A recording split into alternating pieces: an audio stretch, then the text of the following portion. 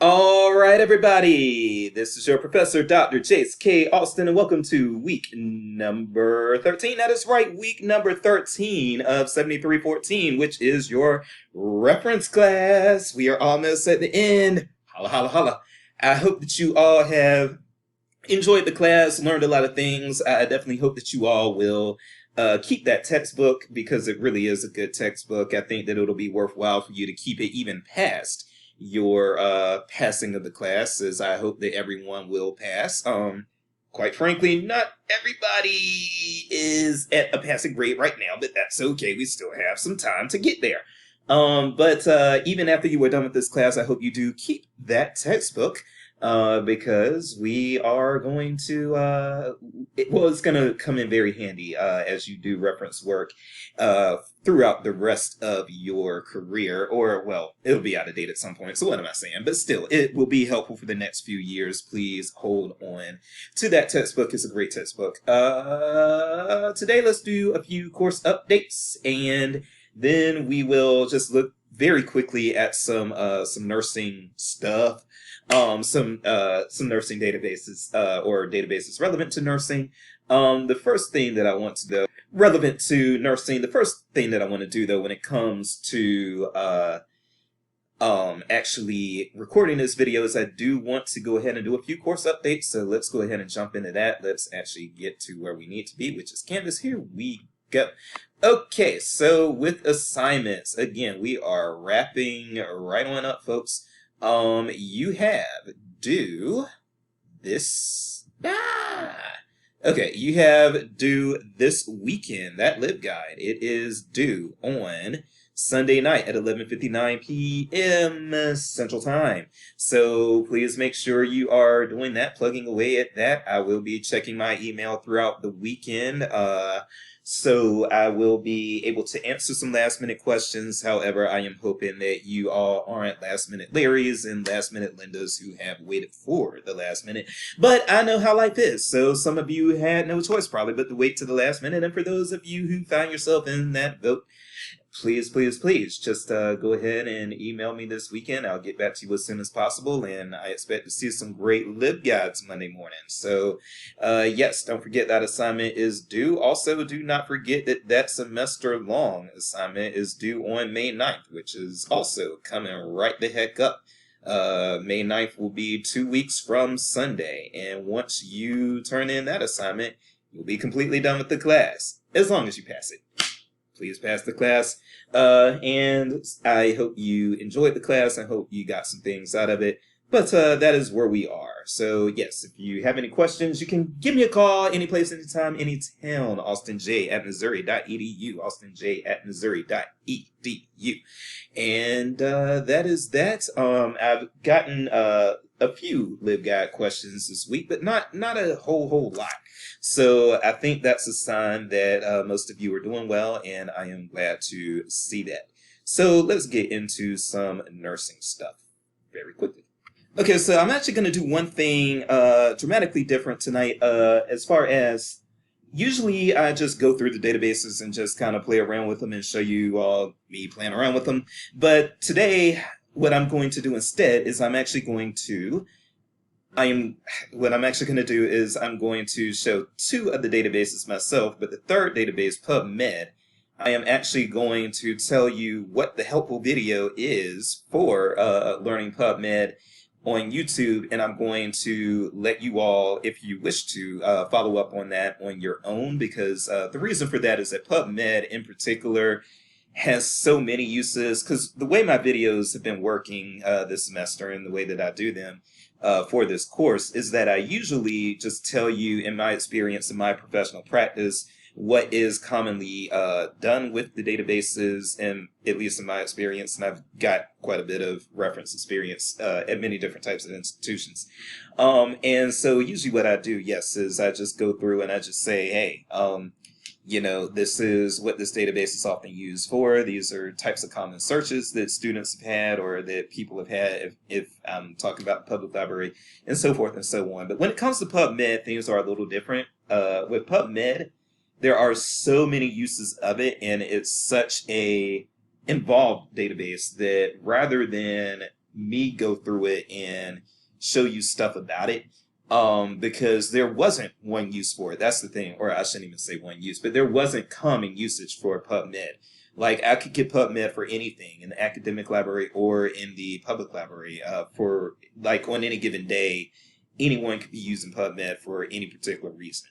And then for those of you who go into medical libraries or go into libraries for med schools or something like that, health sciences library for UMKC in particular, you are going to be using PubMed in all sorts of different kinds of ways. And so the best thing to do is not belabor the video on PubMed, but to instead tell you what some good PubMed videos are that already exist. But before we do that, we are going to look at two others, and those are going to be CINAHL and PsycInfo. And these are also good databases for those who are going into nursing.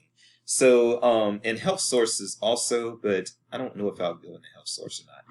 Oh, what just happened there? Hold on for a second. I am sorry. I am moving screens and not meaning to.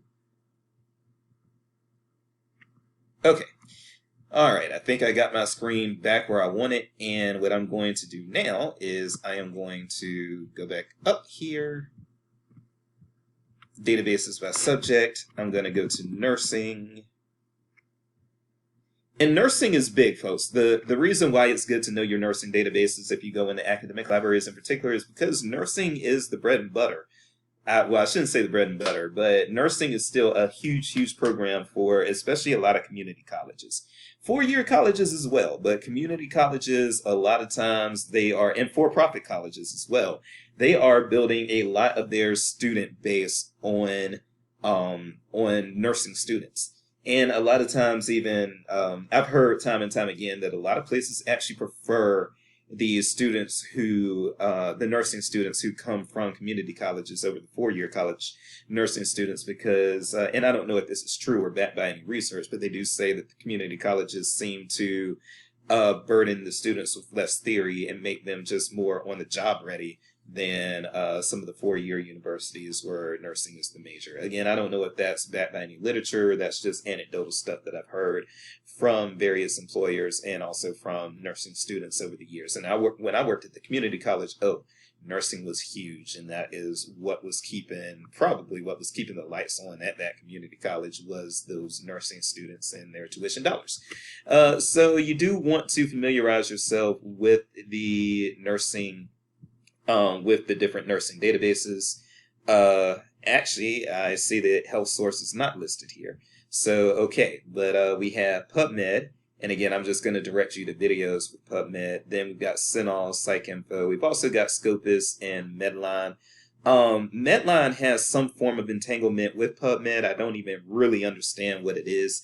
But then a lot of places, including Mizzou, also offer Medline through Ovid. So I'm not exactly sure what the minutia is of the entanglement between PubMed and Medline, but I know that they are linked in some way. So do with that what you will. CINAHL and PsycInfo, we are going to go into those. Hopefully it will take me only about 5 minutes with each or less. Let's do CINAHL first. So CINAHL is my favorite of the nursing databases because it's just easy to use, and especially it's easy to use in order to get a lot of key information that students are going to need. So let's actually go to, we are defaulting in the advanced search. I'm talking about let's go into the advanced search, and we're already there. But here are some things that you have to kind of be aware of when dealing with nursing students. And the good thing is that CINAHL allows you to actually account for these things very, very easily. So let's say that we had a student that wanted to do something with, and I don't know the different names, the different real names for the injection sites, but we can get that vocabulary first by just doing a basic search for injection sites and seeing what comes up. And what in the world? Okay. What? Okay, hold on for a second. I'm sorry. Okay, so even CINAHL has seen some updates since I have last used it. which these things always update, which is why I don't use the same video over and over again. I just have to keep going with new videos because there are always new updates. So anyway, having said that, let's do injection sites in the basic search. I'm in the basic search now, not the advanced search. Click search. All right, and I am just going to go into trying to look at my results here.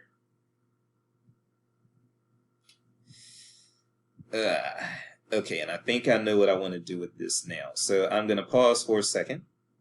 Sorry for the choppiness. Okay, I'm back where I want to be. Now let's see if this actually works, because I don't know if it's going to. But they have really updated this for the better, so I'm going to need some training on this myself. But so here now I'm back in the advanced search, and injection sites does look to be a actual subject term that the database is using. And when you just leave the selected field as optional now, I'm seeing that it just leaves it as optional. So I'm going to change this to subject term. And the reason for that is because I actually do get a list of results when I change that to a subject term. But there are several other things that you are going to want to be mindful of when you are using your CINAHL to find your articles for your students. So one thing that you are going to want to be aware of is in the advanced search, it's very important that a lot of students are actually with nursing looking for several specific things. One thing that they may be looking for is evidence-based practice. So evidence-based practice is, well, you can Google it. In a nutshell, though, evidence-based practice is based on it's based on nursing practice that is the result of research. So there's more nuance to that, but for the sake of trying to keep this this video under 30 minutes, we are just going to go with that. You can Google for a more full definition.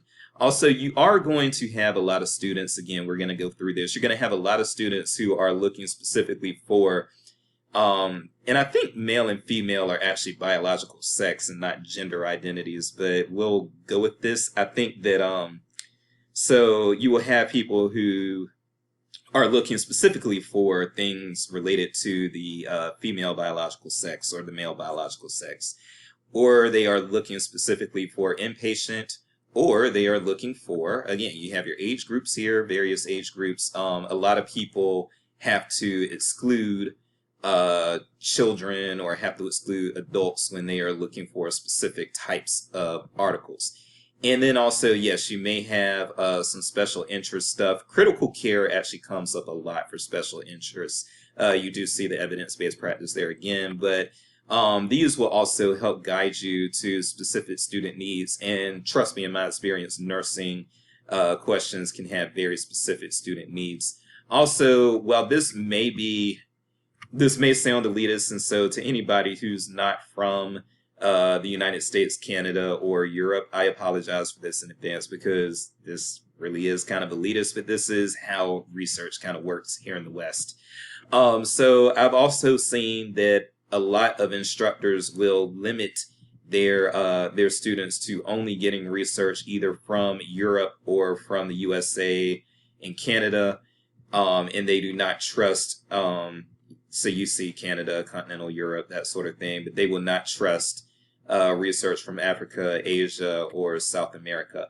Again, I understand the elitism of that, so please do not email me and say, hey, that was really elitist, Dr. Jace. You know, I'm the messenger here, okay? So I'm just gonna leave it there.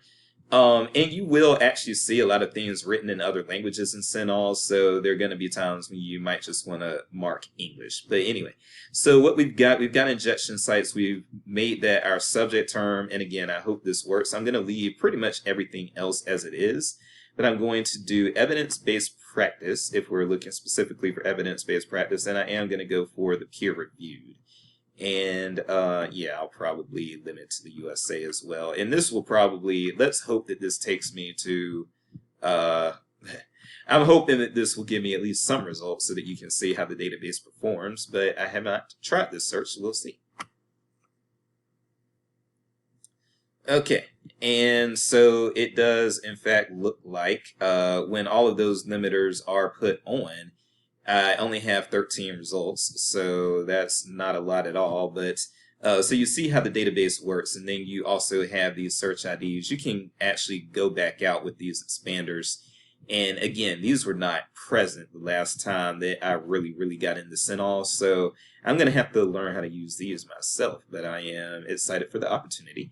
But yeah, you could expand back to just going through injection sites if that was a previous search that you had. So what happened here was it has basically documented my searches. Now I see what it's doing.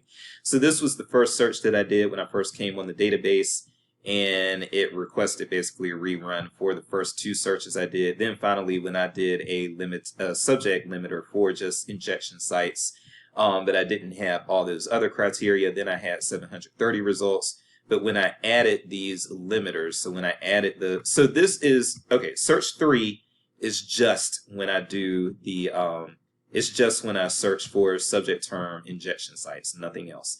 Search 4 is when I search for subject term injection sites, but I also limit to peer-reviewed, evidence-based practice, and the United States, and then I get only 13 things. So now I see what was going on. I did not at first. I apologize for that, but Dr. Jace has to refresh his skills just as much as anyone. Okay, and then from here, your typical EBSCO thing applies. You can click on the, in this case, when we click on that, we actually don't get to a detailed record by default. We actually get to the full text by default. So if you want the detailed record, you would have to come back here and click detailed record, and then you can get all the other information that you need from there. And then, yeah, you can go back to the full text as you need to. So that is the basics of how CINAHL works, but just know that, yeah, when your students come to you and they say, I need specifically evidence-based practice, or they say specifically, I want to limit myself to things just dealing with infants, or just dealing with the female biological sex, or they are saying that they only can have stuff from the United States. Anything like that. That is when you want to dive into CINAHL, and those limiters on the advanced search will do all of that for you, and they'll do a great job. Okay, so from there, let us go into psych articles. So we are going to go, and I'll tell you what psych articles is often used for. So, Surrey.edu.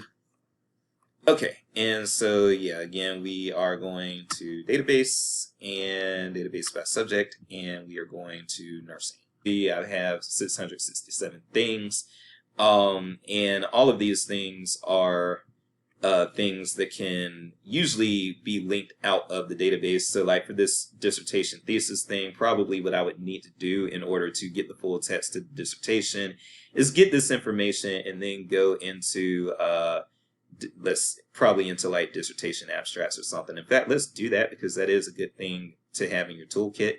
So let's see what happens here. I'm going to pause while this is loading. Okay, so item not found. So this is something you'll want to know as well. Let's say that I limit myself to dissertations here. Okay, and let's say that I wanted to find one of these. I'm going to find, let's go to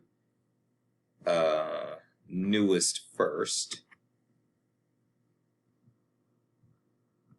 Now, there's no guarantee that I'll be able to find what I'm looking for, but I'm still going to show you all the process of looking for it. So this is something from 2020. There might still be an embargo on that. When you produce a dissertation, a lot of times you can embargo your research for like 3 years.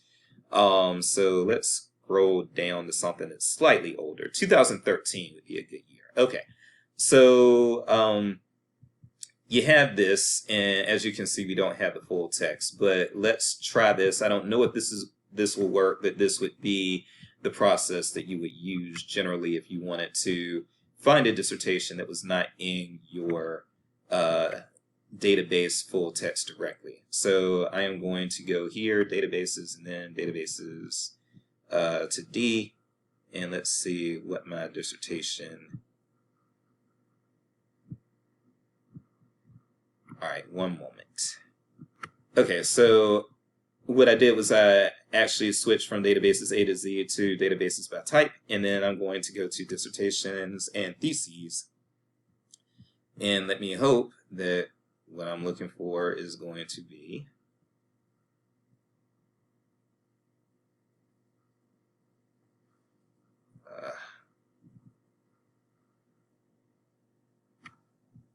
Lord. Okay.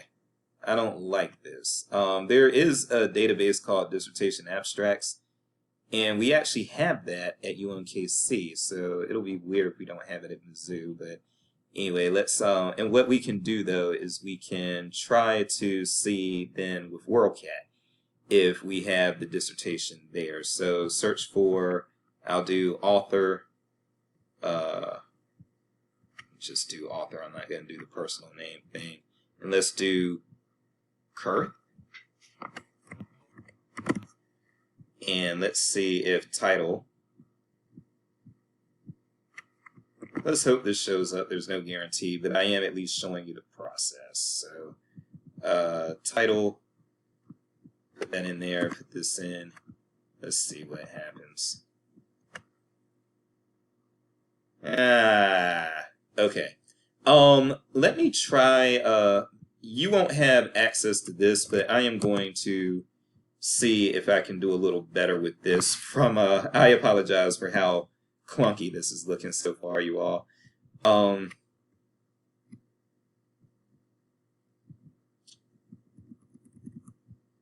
Goodness, okay. All dissertations and theses.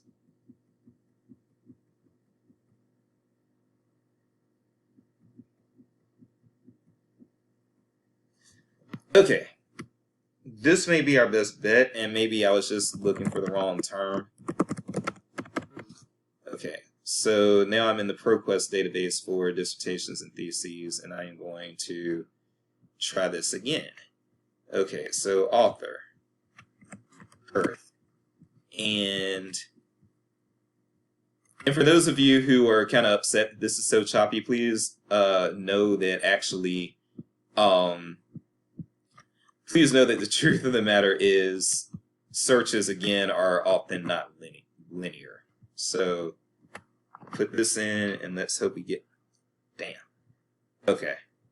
But this is, again, a lot of times, if you do not have the, I hope that at least the concept is there, that a lot of times if you do not have the actual full text to your dissertation or thesis in the database, then you would have to go to one of these databases that deal specifically with dissertations to actually find that, okay? Anyway, we're going to go back. That was unsuccessful. I'm sure if I plugged away at it more, I would find it, but, you know, I can't belabor this. But the things that I do want to instead talk about here then is that you can always look at your source types. I'm actually going to uncheck dissertations now, because a lot of times you'll be looking for academic journals and for journals. Also, a lot of times you will not want to limit to open access if you are a member of a university, or if you have access to the university's paid version of the database. But if you are ever doing this and you don't have access, like let's say you are doing this at a community college and you might not have the dissertation, like the dissertation stuff or whatever, limit to open access, and then everything that shows up will be something that you will be able to find for free and not have to stress yourself out on trying to find. And so you'll see this little lock for open access. You can find it at MU, and I don't know why that just happened, but yeah, typically you would just be able to, hopefully we have just an open access link here. Let's see. Yeah, we should.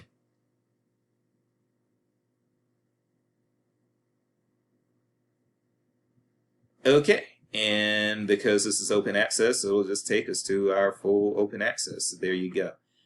So that's at the heart of this with PsycInfo and Psych articles.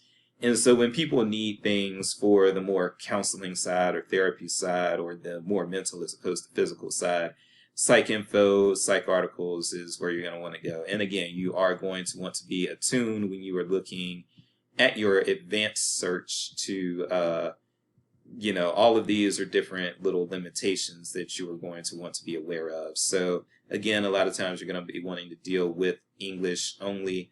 There are going to be times when you are going to want to just make sure that you are clicking psychology, professional, and research so that you're not getting stuff that's made for children or for the general public. That's if you have students who need the heavy duty stuff. And then also peer review, that's often good to know, that you have things that are peer reviewed. And so, yes, you can go through that way. Obituary, I didn't even know you could look up obituaries here. So that's interesting. But also, yeah, when it comes to the focus of the psych information, again, this will tell you the age groups that are being dealt with, just like with the nursing. So you can focus on a lot, like for instance, with cluster B, people show signs of cluster B in young adulthood with narcissistic personality disorder, histrionic personality disorder, sociopathy, and also borderline personality disorder. Usually in order to be diagnosed with those things, you have to show the symptoms that are seen in the Merck manual between the ages of 18 and 29. And population group, human. People, I've never had it, but I'm sure there are going to be times when you are dealing specifically with animals. Transgender health, thankfully, finally, is being paid attention to now, so you can limit to the transgender population, inpatient, outpatient, all of that stuff. So that is your brief tour of psych articles, psych info. And now what I am going to go back and do is, because again, I should keep this to 30 minutes, I'm going to show you all.